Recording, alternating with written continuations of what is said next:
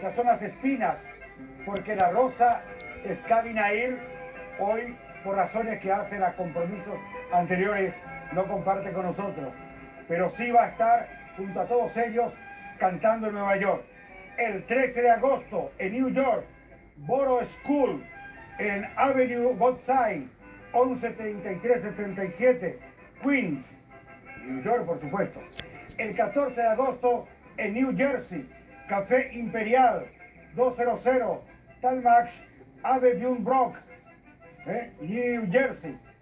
Todo esto organiza la Asociación de Músicos Paraguayos en Estados Unidos de América. Queridos amigos, deseándole el mayor de los éxitos a José Irala, esperando con ansias el momento de abrazarnos con los compatriotas radicados en Estados Unidos.